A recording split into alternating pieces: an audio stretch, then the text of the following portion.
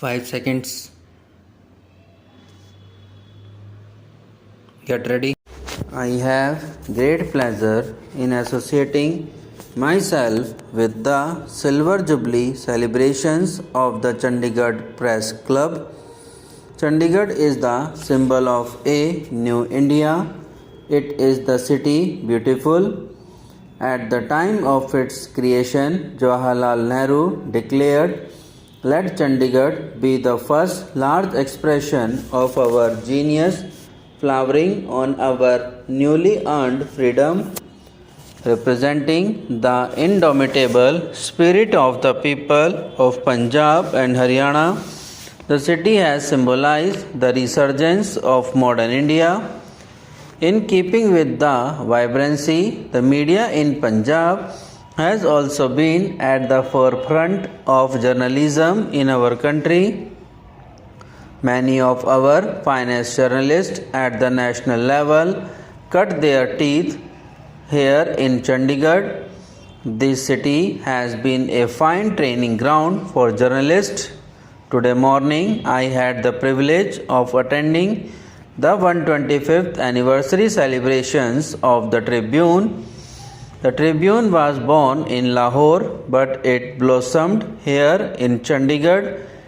It did so because Chandigarh provided the intellectual, social, and political environment in which media could freely develop and grow. I salute Chandigarh and the people of Chandigarh. May your city continue to grow as a role model in all walks of life.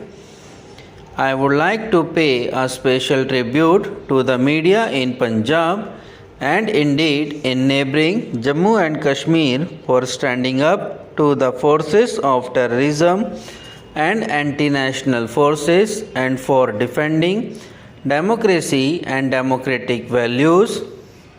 I have always believed in the importance of a free press. It is the ultimate check against the tyranny of authority. As I have often said, I do sincerely believe that there is no grievance, howsoever extreme and desperate, that cannot be redressed through democratic means. Our democracy gives everyone the right to articulate any grievance in a democratic manner. However, no civilized society can tolerate violence and extremism. Extremism of any form based on any divisive ideology cannot be tolerated in any civilized democratic society.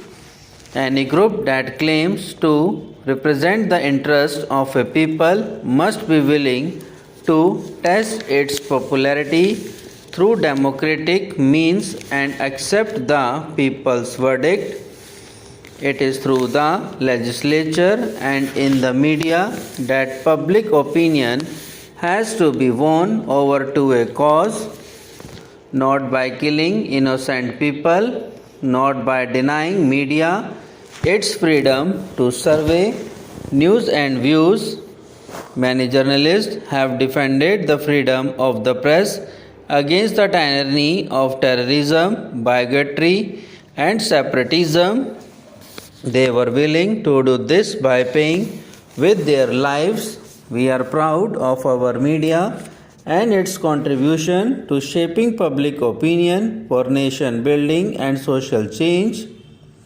The high standards of journalism prevailing in our country, in spite of the commercial pressures on media, testify to the robust traditions of independent journalism.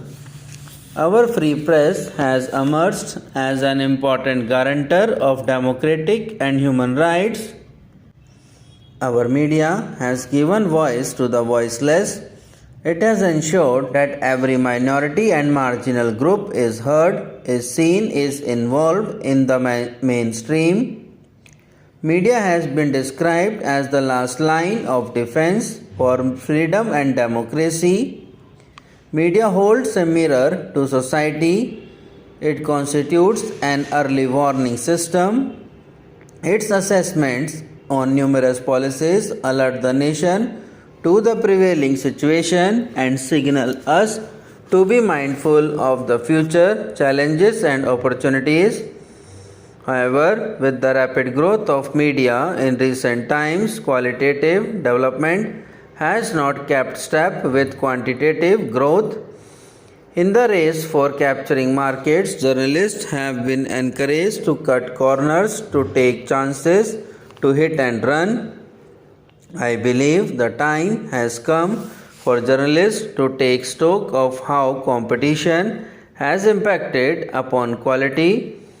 Consider the fact that even one mistake and a resultant accident can debar an airline pilot from ever pursuing his career. Consider the case that one wrong operation leading to a life lost and a doctor can no longer inspire the confidence of his patients. One night of sleeping on the job at a railway crossing, an avoidable train accident, and a railwayman gets suspended. How many mistakes must a journalist make? How many wrong stories? How many motivated columns before professional claims are placed? How does the financial media deal with market moving stories that have no basis in fact?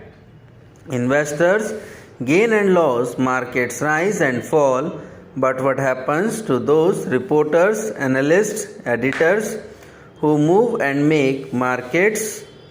Are there professional codes of conduct that address these challenges? Is the Press Council the right organization to address these challenges? Can professional organizations of journalists like the Press Club, for example, play a role? I have often heard it said that the Press Club is just a watering hole, a meeting place, and nothing more.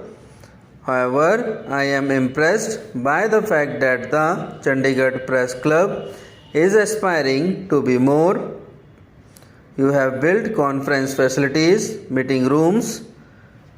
You can bring these buildings alive by making use of them to reflect, to discuss, to debate among yourselves. Where is media headed? How can you reach global professional standards? This is important when we have to deliberate and take some positive stand for the future. Subscribe now and press the bell icon. Never miss an update.